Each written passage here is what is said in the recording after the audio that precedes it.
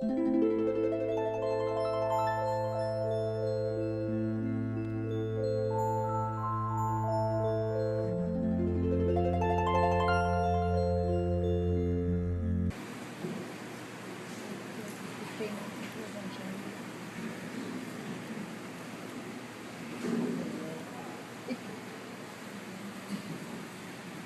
amigas, queridos amigos, que o Senhor seja conosco e nos envolva na sua proteção.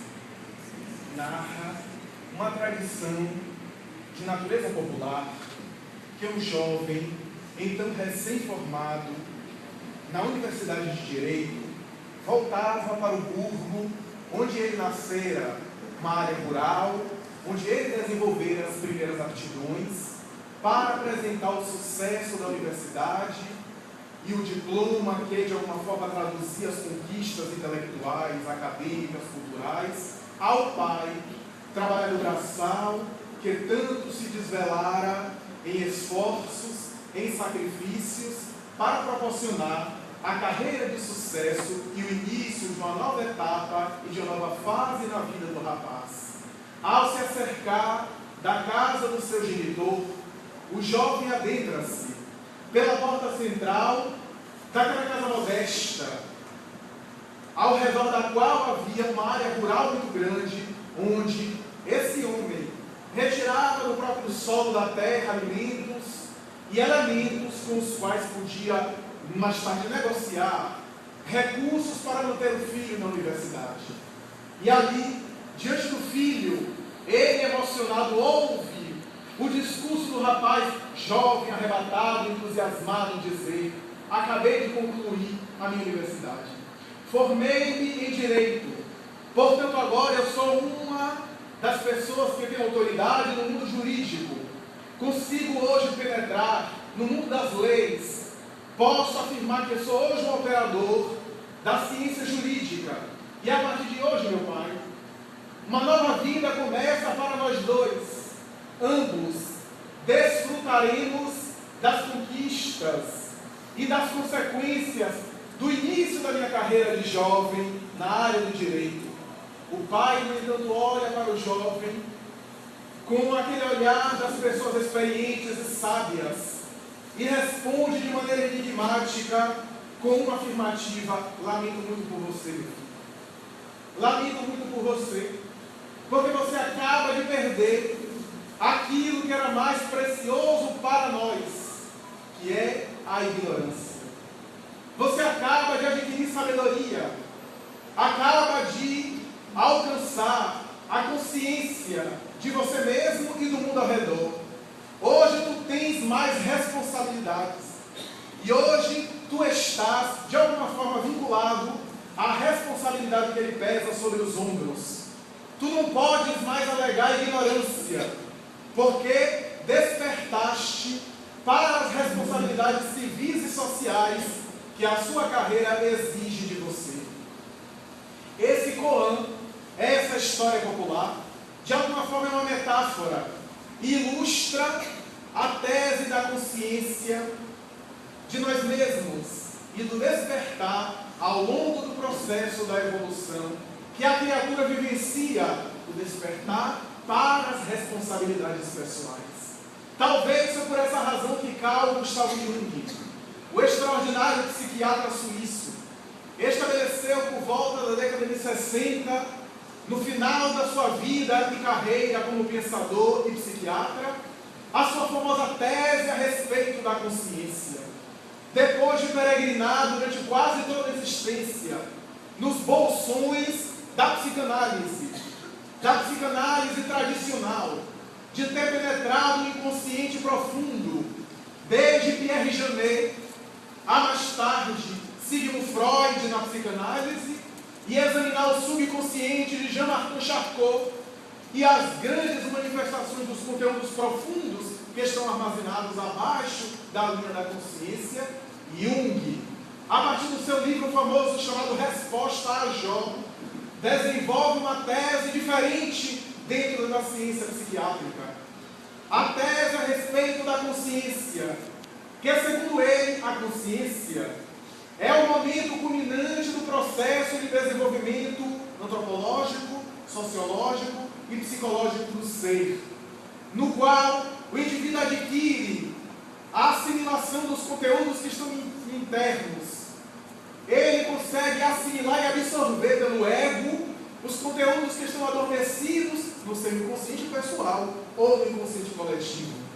E graças a isso, diz Jung, ele consegue exteriorizar aquilo que ele é, porque há uma perfeita identificação do ego com o self, nas suas palavras. Poderíamos dizer de maneira simples, há uma perfeita identificação com aquilo que o indivíduo aparenta em relação àquilo que o indivíduo é na sua intimidade, na sua essência.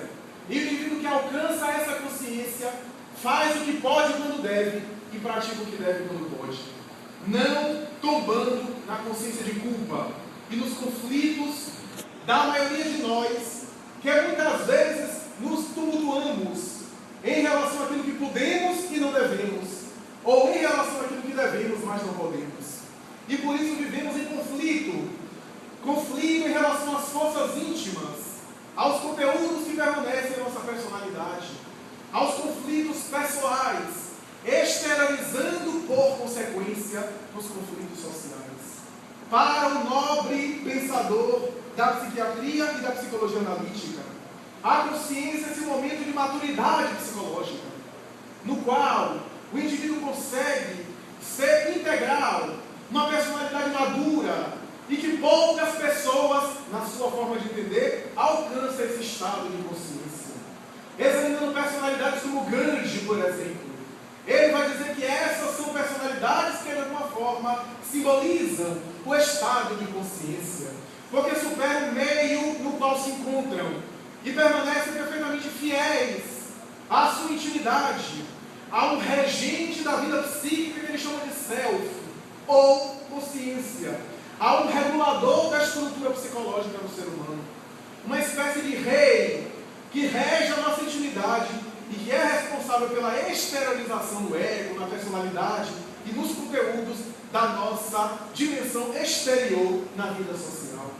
Essas colocações da consciência são extraordinárias, porque de alguma forma abrem espaço para os psicólogos contemporâneos, como é o caso de Grof, Tartt, Goleman, Elizabeth Kübler-Ross, Wilber, e como Tartt, Vaughan e outros, abrir espaço a uma nova teoria a respeito da consciência, desde a obra O Espectro da Consciência de Ken Wilber, até outras obras que procuraram de alguma forma esmiuçar aquilo que era então ignorado, porque até aquele momento, até Jung, a consciência não era muito considerada nos meios da ciência psicológica e psiquiátrica. A consciência era um elemento um tanto desvalorizado, porque a psicanálise freudiana em geral estabeleceu de maneira sucinta que a consciência é apenas uma parte muito pequena e fragmentária do psiquismo humano, da estrutura psicológica do ser humano. O que ele vai dizer na opinião de Freud, por exemplo, que a consciência significa 5% do psiquismo, já que para ele 95% estaria inconsciente. Em uma figura, Freud chega a dizer que a ponta do iceberg submerso em águas profundas seria a consciência, e todo o resto, portanto, ali mergulhado, seria inconsciente.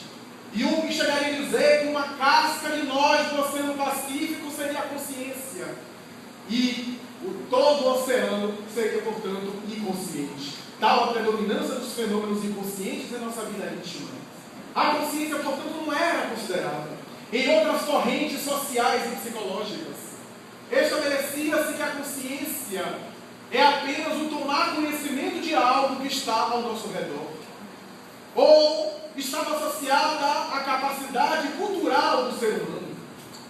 Mas quando Jung examinou personalidades como Eichmann, como Hitler, como Goebbels, como Hitler, os grandes carrascos nazistas, percebeu que eram personalidades profundamente culturais, sensíveis, amantes da arte e da cultura, ávidos e aficionados por filosofia e literatura de grande gabarito.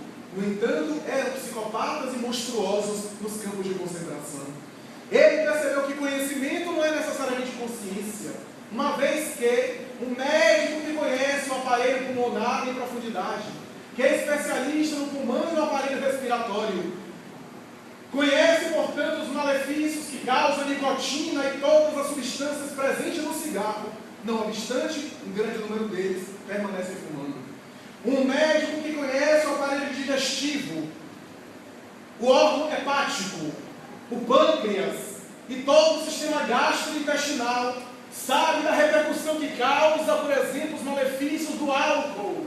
No entanto, uma grande cifra deles permanecem alcoólatras e viciados nessas substâncias. O que é que vai dizer? Que conhecimento não é necessariamente consciência. Para Carl Gustav Jung e os psicólogos que seguiram as suas colocações maravilhosas. A psicologia transpessoal, com os autores citados, vai dizer, no entanto, que os indivíduos estamos em diferentes níveis de consciência. Desde aqueles que eles chamam de consciência de sono profunda, que estão adormecidos para a realidade existencial, que estão submetidos apenas aos automatismos imediatos. Dormir, comer, praticar sexo. São apenas as sensações mais imediatas. Até os chamados portadores de consciência do ego, consciência do eu, consciência objetiva, aqueles que já se relacionam no meio social, mas ele primeiro do que todo mundo. Passando para aqueles que são de consciência e de transcendência do eu, que passam a se importar com os outros, porque percebe que a sua paz social, a sua segurança até em relação à violência, depende dos outros também serem atendidos nas suas necessidades. É o indivíduo que se abnega, que se dedica socialmente e alcançando o último degrau para os psicólogos transpessoais, que é o estado de consciência cósmica, no qual o indivíduo já entrega-se e a sua finalidade é servir a humanidade para ser feliz, anulando-se de tal forma para se integrar à consciência cósmica. Essas colocações desses estudiosos do comportamento humano deslumbram a nós, porque Allan Kardec, muitos anos antes de todas essas conquistas e essas experimentações, em 1857, quando apresenta o Livro dos Espíritos, a 18 de abril desse ano, em Palais Royal, no coração da França, apresenta ali na Grande Banlieue de Paris, na famosa livraria Danty, do senhor Messier Danty, amigo seu, inaugurando na cultura internacional uma nova mentalidade. Ele já havia vislumbrado a tese da consciência, quando nessa obra referida, no item 621, ele pergunta às entidades nobres que administram o progresso da Terra, onde está escrita a lei de Deus. E os imortais respondem de maneira veneranda, na consciência. Allan Kardec antecede todas as conquistas dos últimos 150 anos da psicologia moderna, porque ele já vislumbrava um regulador da vida psíquica, da vida moral, no qual estão escritas as leis de Deus.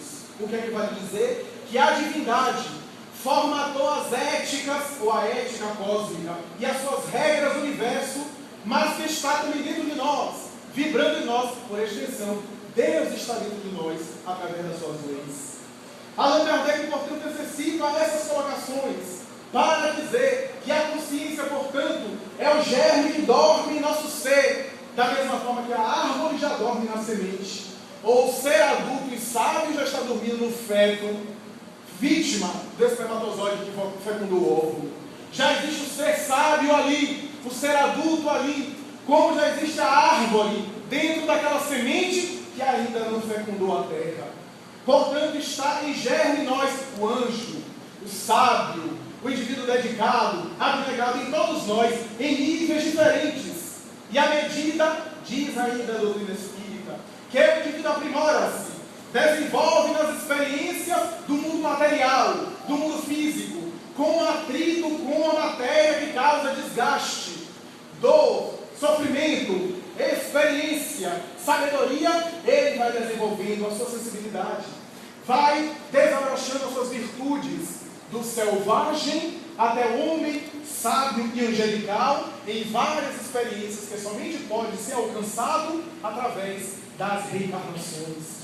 Os níveis de consciência que Pedro Auspers, Gurdjieff e outros psicólogos contemporâneos estudaram, tem na sua raiz a reencarnação. Nem todos conseguiram a explicação de nós termos níveis de consciência diferentes. Mas a doutrina espírita nos explicava que estamos em várias encarnações, aprimorando-nos. Em uma etapa desenvolvemos um valor, em outra etapa reencarnamos em outra área para aprimorar outro valor, outra aptidão, enquanto aquele valor que já foi desenvolvido permanece em germe, adormecido em nós, inconsciente, portanto. Em uma etapa, quando nós equivocamos, voltamos para repetir a experiência, ou então, quando excedemos, voltamos em outra experiência, mais limitados, mais carentes em caráter de experimentação, para saber dar valor àquilo que não soubemos dar valor na experiência de outrora, na experiência pretérita. O Espiritismo, portanto, nos dá uma visão ética da espiritualidade, confere-nos uma visão cósmica de Deus, que não é o Deus punitivo que se preocupa com o pecado, entre aspas, e grifado, de uma criatura humana pessoal. Porque Deus é tão grandioso que não fica ofendido com os nossos erros. É como se um pai humano ficasse profundamente desesperado diante da peraltice de um filho, que naturalmente está correspondendo ao seu nível de idade, à sua consciência. Deus não fica magoado com os nossos pecados, porque nós não o agredimos, já que ele transcende do contrário, ele não seria Deus, seria um ser apaixonado pior do que nós, como a humanidade no passado, em face da ausência dessas conquistas espirituais, não conseguia compreendê-lo. E ao não conseguir compreender, queria desenhá-lo ao sabor das suas paixões. É o Deus de Israel, o Deus que fomenta guerras, que manda matar os povos que não são filhos dele. São todas colocações que procedem dos nossos atavismos, dos nossos preconceitos ancestrais, da nossa inferioridade, que de alguma forma ilustra as nossas percepções em níveis de consciência diferentes.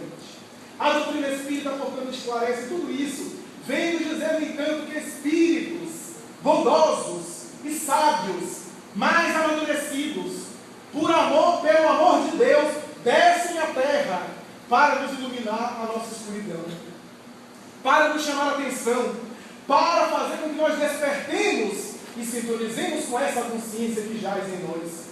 Sintonizemos com ela, na qual estão as leis de Deus, para adquirirmos responsabilidade, para sairmos da ignorância, conforme o conto que foi narrado, para que nós nos libertemos, para que nós nos sintonizemos com o self de Carl Gustav Jung.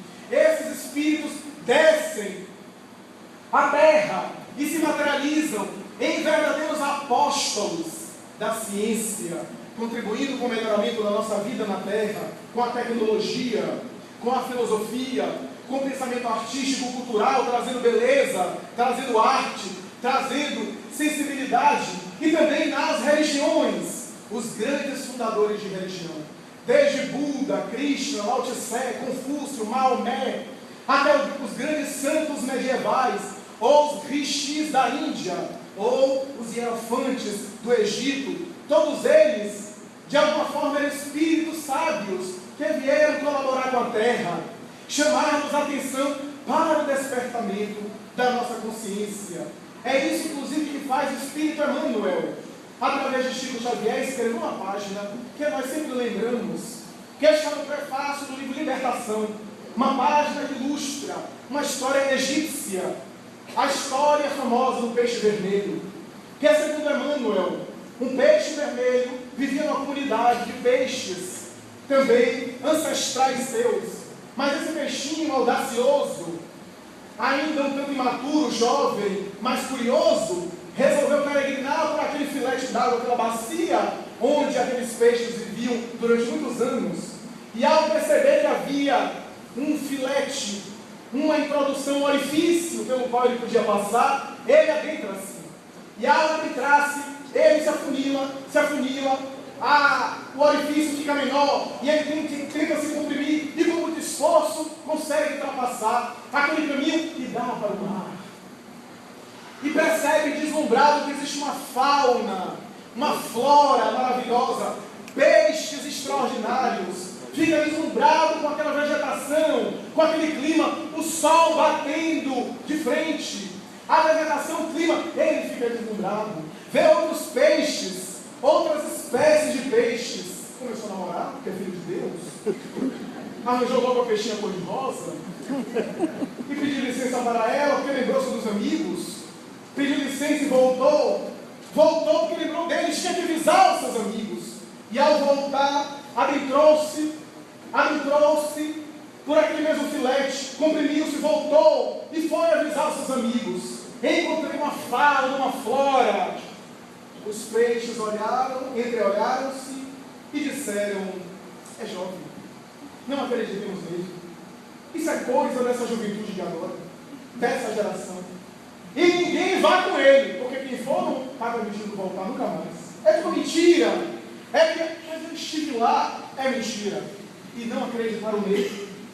O peixe lamentou, deu a meia volta, voltou pelo mesmo caminho. Alguns peixes curiosos seguiram-no e também encontraram no mesmo local, deslumbrados. E a irmã vai dizer: o peixe vermelho sintetiza, traduz aquele ser que despertou para a verdade, que alcançou a espiritualidade superior e que mais tarde volta e reencarna para chamar aqueles peixes que ficaram na retaguarda. Mas como eles têm que se comprimir, tem que passar pela porta estreita, diz Emmanuel, a porta estreita da disciplina, da austeridade, para passar por esse orifício da reforma íntima, do jejum moral, do jejum espiritual, para se transformar, a maioria não quer. E alguns inclusive apedrejam, perseguem esses espíritos de sol que voltam até nós para nos chamar a atenção. Entre eles, Jesus é o máximo. Porque na opinião da doutrina espírita, Jesus, também chamado Cristo, é aquele que melhor sintetiza as leis universais. Porque é o espírito puro por excelência. Se outros que vieram em alguns momentos se equivocaram, diz Allan Kardec, é porque de alguma forma eram espíritos também em evolução, também em progresso. Mas como ele, Jesus o Cristo, já havia alcançado o estágio máximo de plenitude relativa à criatura, ele veio ter conosco já como ser sublime, como ele mesmo diz no Evangelho de Mateus: e antes que vós o fosseis, eu já o era. O que ele vai dizer antes da formação da vida física no planeta? Diz Leon Denis e mais tarde Joana de Ângeles: eu já havia alcançado em outras dimensões o meu progresso espiritual, chegando aqui na condição de espírito sumamente pleno, para ensinar a lei do nosso Pai que está nos céus.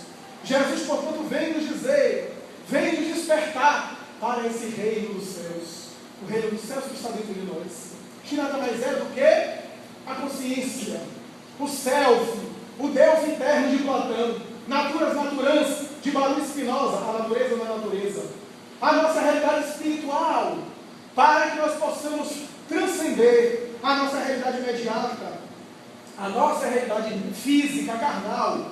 Foi isso que fez com que a doutora Hannah Wolff, a notável psicanalista alemã, uma das maiores psicanalistas do século passado, estabelecer de maneira notável: Jesus era aquele que ia ao encontro das criaturas necessitadas, que de alguma forma somos todos nós, mas ele ia ao encontro daqueles que tinham condição de entendê-lo, para que ele pudesse despertá-los das situações onde se encontravam. E Hannah Wolff, numa obra extraordinária, vai examinar a postura de Jesus em algumas situações, dizendo que a sua postura se assemelhava a um terapeuta. Porque o terapeuta, segundo os estudiosos, não diz à pessoa o que a pessoa deve fazer, ajuda a pessoa a descobrir o caminho dela. E Jesus dizia isso também, e o fazia. Aproximava-se, quantas vezes, diz ainda a doutora Hannah Wolff, aproximava-se de indivíduo e perguntava: o que queres que eu te faça? Parece paradoxal, mas a maioria de nós não sabemos o que queremos. Queremos uma coisa hoje, queremos outra coisa amanhã. Trocamos de religião como se trocássemos de brinquedo, porque é a criança que troca de brinquedo todo dia, porque não desenvolveu a maturidade naquilo que acredita, não sabe o que acredita. Nós somos instáveis emocionalmente e ficamos perguntando aos outros o que é que os outros acham daquilo que nós devemos achar.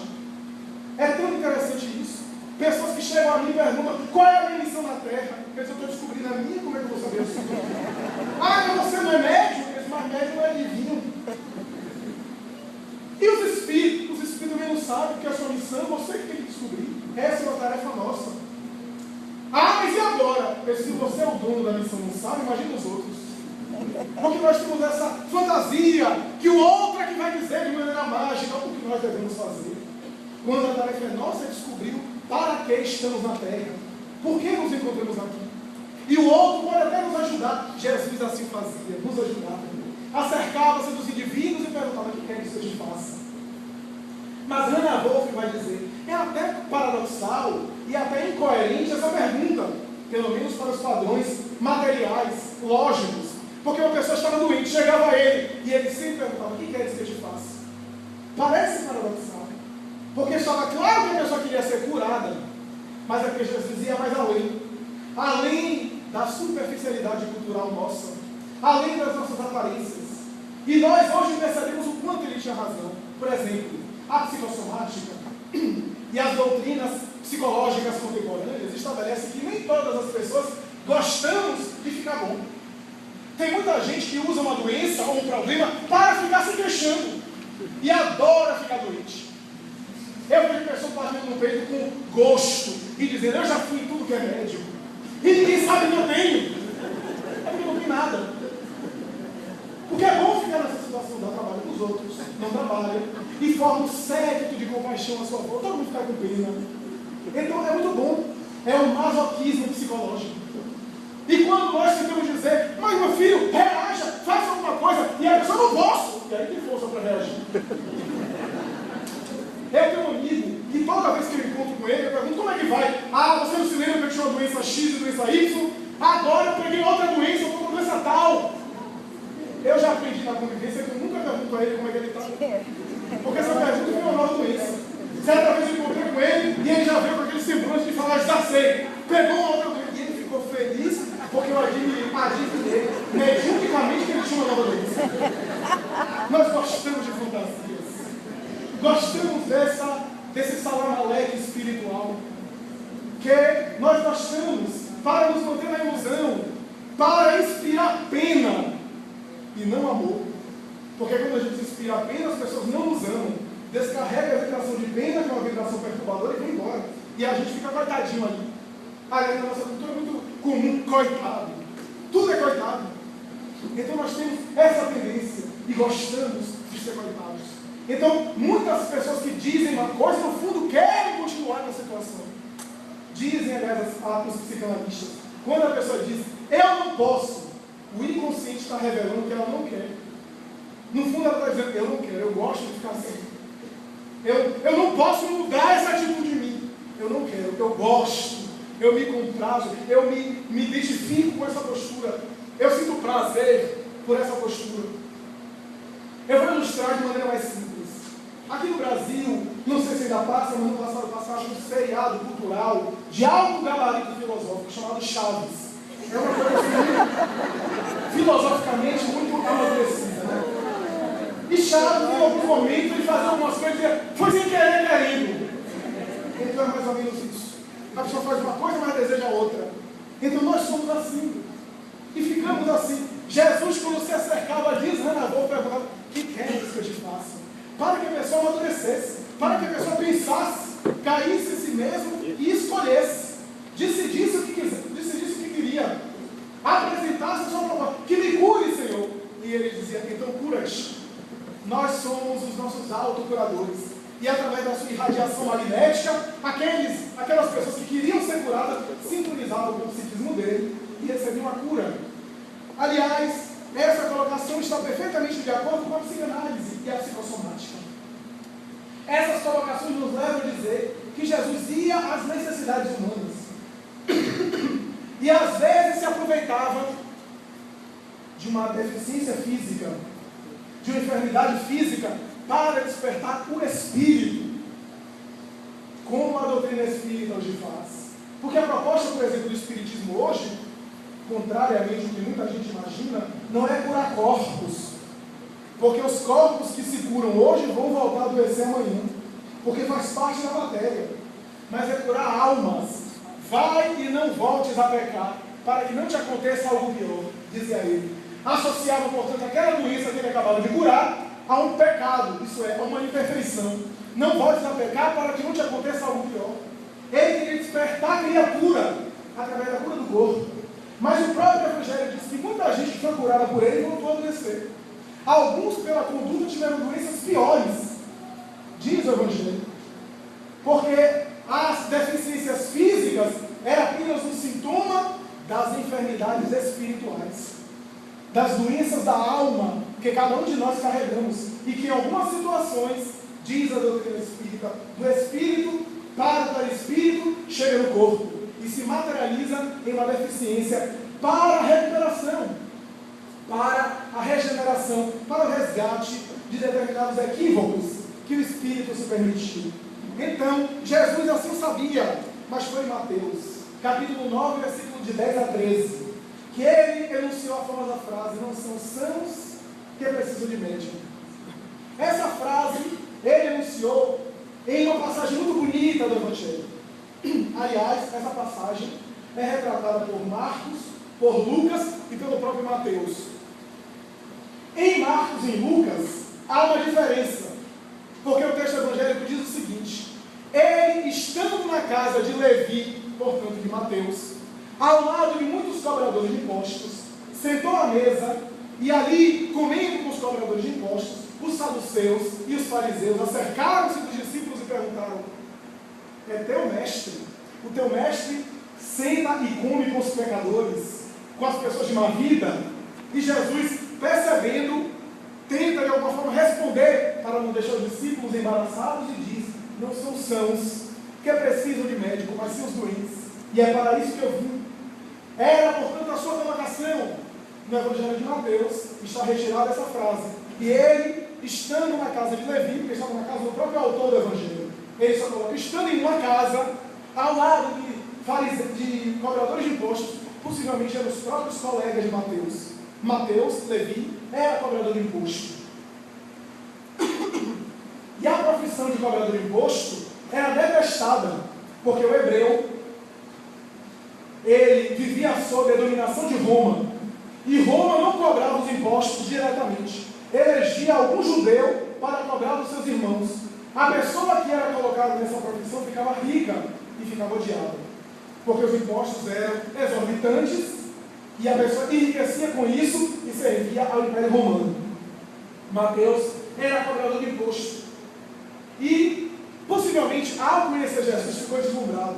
Chamou Jesus até a sua casa, e ali fez um banquete, e convidou alguns amigos seus de profissão, para que esses amigos pudessem também conhecer o Mestre. E ao mesmo tempo, ele, Levi, aliás, segundo a opinião de Carlos Juliano Torres Pastorino, em Sabedoria do Evangelho, volume 2, ele, Levi, deveria estar ali se despedindo da sua profissão, porque naquele momento ele se liberta da função que exercia para seguir Jesus. Como o Mestre disse: venha comigo seguir almas, coletar almas, e eu vos darei o reino dos céus. Então era, portanto, uma missão audaciosa. E, portanto, possivelmente o Levi estava se despedindo dos amigos, se despedindo dos colegas. E ali, indo junto com Jesus, naquele banquete, no entanto, causou a fofoca, a maledicência, o preconceito. As pessoas próximas ficaram tumultuadas. E Jesus, como não dava importância aos preconceitos, estava muito acima disso, olha a todos, sorri e dá essa resposta.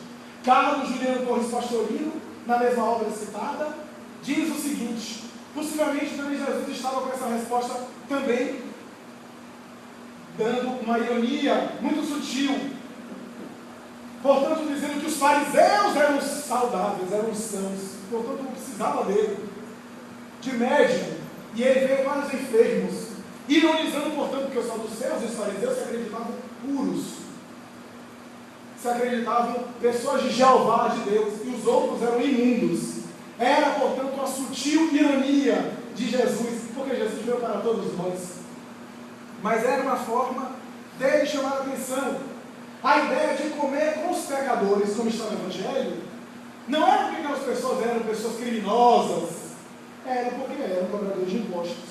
Então isso já era visto como pessoas pecadoras, sejam os não gentios, sejam os gentios, sejam os não gentios, que eram ou exerciam alguma função no Império Romano. Então era, portanto, preconceito contra aquela profissão, porque era uma profissão estabelecida na época. A semelhança de Zaqueu, que também era, no Evangelho, um cobrador de imposto. Jesus estava acima desses preconceitos. Da mesma forma que na casa de Zaqueu, quando Zaqueu subiu a árvore, porque era baixinho, e ao subir a árvore para ver Jesus passar, Jesus passa, olha e diz: Zaqueu, desce daí, porque a mim hoje me comprais ficar contigo hoje dormir na tua casa. E ele entra e as pessoas começam a ficar fazendo fofoca. Ele vai dormir na casa de um cobrador de imposto, quase igual a hoje, que nós quase não falando da vida dele. Então as pessoas ficavam, e ele não deu importância, olhou, sorriu e entrou. E o Evangelho não fala nada do que aconteceu lá dentro. A Amélia Rodrigues tem uma interrogação no seu famoso Primícias do Reino, através de Divaldo Franco. Ela vai dizer o que é que eles conversaram, ou o que é que não conversaram, porque o silêncio de Jesus já dizia muita coisa. E ele passou ali, na casa daquele homem que era honrado, porque quando recebeu disse: Senhor, eu paguei todos os meus funcionários aqui, e se alguém aqui eu devo alguma coisa, diga agora que eu vou pagar em dobro. Todo mundo se caiu, era um homem honrado, e talvez aqueles sufoqueiros não eram. Então, portanto, era que Jesus olha, sorri e entra na casa de Zaqueu. Portanto, é uma figura muito interessante, que a doutrina espírita vem examinar, vem nos dizer a respeito das aparências. Primeiro, a mensagem de Jesus era para aqueles que tinham e que queriam ser ajudados, o que é muito importante, porque Jesus não violentava a consciência de ninguém. Jesus não queria impor na violência a sua proposta. Ele convidava as pessoas, como ser nobre, não violentava ninguém. Portanto, aqueles que já eram enfermos, isso é, que já eram espíritos de erros, jamais desenvolvidos, alguns que reencarnavam com doenças, mas que eram espíritos já amadurecidos e com equívocos do passado, portanto, encontravam ele e se entregavam para renovar suas vidas. Mas aqueles espíritos muito primitivos, muito ingênuos, ainda estavam na infância, na infantilidade espiritual, não tinham condição de compreender. A semelhança de Pilatos. Pilatos olha para ele e diz alguma coisa, que eu tenho o poder de libertar você. E ele olha e diz: o poder que você tem foi dado pelo Pai que está nos céus. Porque acredita, quem ouve a verdade ouve a minha voz. E Pilatos diz: mas o que é verdade? Jesus se mantém em silêncio. O que é que ele poderia dizer? Aquele homem não tinha condição de entender. Se mantém em silêncio a partir dali até o final, na crucificação. Portanto, essa mentalidade o Espiritismo vem nos dizer. Mas vamos dizer mais: não ligarmos para as aparências, porque aqueles que eram vistos como sãos, como puros, não necessariamente assim o eram, porque é uma diferença muito grande entre pureza e puritanismo. Há muita gente que é puritana, mas não é pura. E muita gente que é vista como pecadora já avançou muito na vivência espiritual, porque o mundo material, diz Allan Kardec, é um mundo de aparências. Nós nunca sabemos a realidade espiritual de cada um, e nem a nossa às vezes. Eu nunca me esqueço de uma mensagem do Evangelho segundo o Espiritismo, uma mensagem de uma rainha de França, que segundo a tradição do mundo espiritual deve ter sido Maria Antonieta, que escreveu, está lá no Evangelho segundo o Espiritismo, que em determinado momento ela fala que era atendida por um lacaio, por um servo, mas ao desencarnar, esse lacaio que se dobrava diante dela, quando ela estava encarnada, era ela agora que se dobrava diante dele, porque ela vai dizer: aqui ele é muito mais avançado e desenvolvido do que eu, é muito mais evoluído. O mundo material é feito de aparências, e Jesus, com essa pitada de ironia, estava também estabelecendo essa síntese de que nós vivemos em um mundo de aparência. E quem é que pode se estabelecer acima do bem e do mal? Está acima de qualquer situação terrena. Só de indivíduo se colocar acima de outra pessoa já está aí representando um pensamento de inferioridade. Já não é tão puro assim aquele que se considera acima dos outros, porque nós vivemos em aparências. Mas Jesus também veio estabelecer a proposta do autoconhecimento. Isso é, eu vim para os doentes, isso é, aqueles que se admitem necessitados da reforma moral, da mudança de atitude. Porque aqueles que são muito presunçosos, que estão envolvidos pelo bafio da jactância, da vaidade, a esses é impossível falar qualquer coisa, porque eles não ouvem. Tem ouvidos, mas não ouvem. Tem olhos, mas não veem. Disse ainda Jesus. Então, esses que estão muito envolvidos pelo orgulho, pelo narcisismo, não adianta a gente conversar com eles, porque eles não estão dispostos a se ajudarem, porque se consideram melhores, se consideram autossuficientes. Então Jesus também estabelecia a necessidade do indivíduo reconhecer-se doente, isto é, reconhecer frágil, reconhecer que tem tendências a serem corrigidas, a verdadeira humildade, que é essa humildade de se reconhecer naturalmente na evolução, para crescer cada vez mais. E estabelece, portanto, a diferença da pureza e do puritanismo. Porque talvez aqueles pecadores, entre aspas, que estavam sentados à mesa, eram espíritos jamais amadurecidos, com equívocos, é claro, mas já despido das aparências que os fariseus tanto prezavam, de vestir branco, de sentar na mesa de uma forma, de orar o Talmud ou o Torá de determinada forma antes de comer, de lavar as mãos. Daí porque em outra situação ele diz aos fariseus, não é aquilo que entra na boca do homem que corrompe, mas sim que sai do coração. Porque eles se preocupavam muito com os rituais, com as ablusões, com o sentar-se na mesa, com os rituais judaicos. 20 anos depois, diz um dos historiadores judeus, ainda um cobrador de imposto não podia sentar junto com o judeu, 20 anos depois da morte de Jesus. Então era um preconceito muito arraigado, e era, portanto, um puritanismo e não pureza.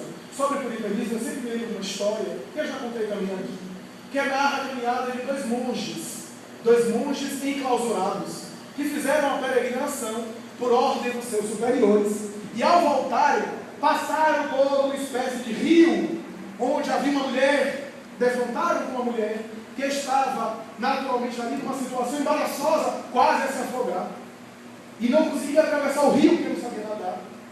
Então, um dos monges, o monge mais novo, acercou-se dela, ajudou-a, segurou-a e ajudou-a a atravessar o rio. O outro, o monge mais idoso, olhou, e era muito malicioso, olhou e começou a estabelecer julgamentos.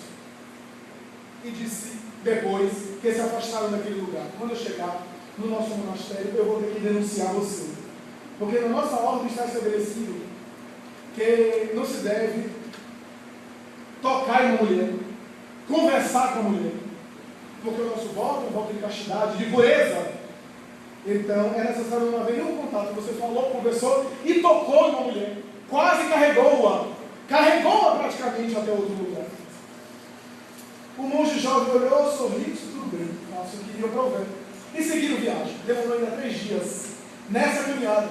E chegando às portas do monastério, o monge olhou de novo para o jovem e disse: olha, como eu havia prometido, mais uma vez eu quero lhe falar que como você praticamente carregou aquela mulher, você carregou-a de um lado para o outro do rio, e isso é proibido na nossa ordem, eu vou ter que denunciar você, e possivelmente você vai ser expulso da nossa ordem.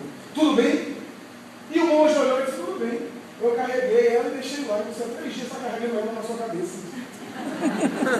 Então, quem era que tinha maldade na cabeça? Ele carregou, e você nem pensou mais na cabeça. E o outro ficou com aquela malícia, com aquele pensamento, inventando, criando coisas que não existiam, da libido, da personalidade conflitiva que não sabe administrar os seus impulsos, porque era puritanismo, não era pureza verdadeira.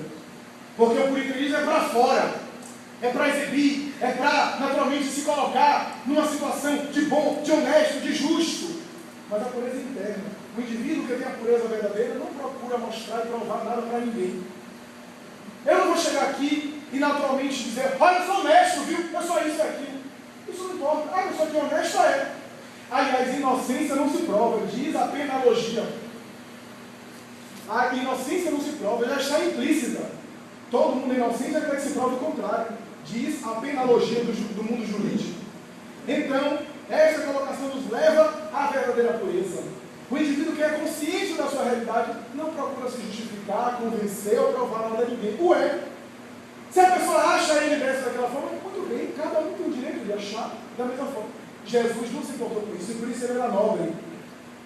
Ele estava acima, portanto, das vaidades e das faculdades humanas. Ele penetrava nos conflitos do indivíduo, diz Joana de Ângeles. E na semelhança de terapeuta, tratava os enfermos. Mas principalmente aqueles enfermos que assumiam que eram necessitados de ajuda. Porque não conseguimos ajudar aqueles que não querem ser ajudados.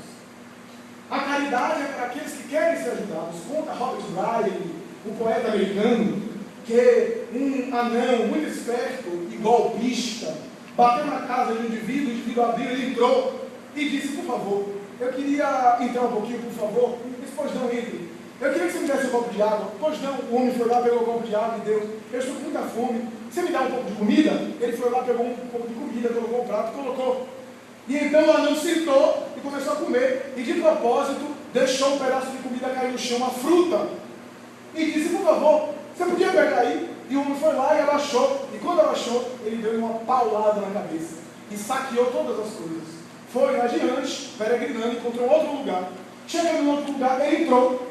E ao entrar, ele bateu na porta, aliás. O dono da casa recebeu. Disse: pois não, eu queria uma ajuda sua, eu queria um pouco de água. Mas pois não, pode entrar.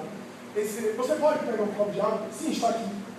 Você pode me dar um pouco de comida? Não, pega ali. Ali você pode pegar. Tem frutas, tem pão. Ele não pegou, preparou o prato, colocou, sentou e começou a comer. Pegou um pedaço de pão, jogou no chão e disse: caiu no chão. Você pode pegar para mim? E o homem sábio olhou e disse: não, pegue você. Você não tem nenhum problema físico. Se tivesse, eu te ajudava. Mas se você com a sua própria mão não pode pegar um pedaço de pão que cai no chão, que futuro você vai ter? Eu estou lhe ajudando, mas você precisa te ajudar também. Porque do contrário, você não vai sair do lugar. Então Robert Braille vai dizer: a nossa solidariedade não pode ser o cultivo da ociosidade alheia. A nossa caridade não pode ser deixar o indivíduo na indignidade. Ajudar aquele que se ajuda. A nossa caridade é o estímulo para que a pessoa progrida, para que a pessoa avance. E não que para a pessoa ficar no mesmo lugar e nós atendemos os seus caprichos. Então a verdadeira caridade é aquela que ilumina o indivíduo, para que o indivíduo desperte e seja feliz, para que o indivíduo possa solucionar os seus problemas íntimos. E é isso que Jesus o fazia de maneira excepcional.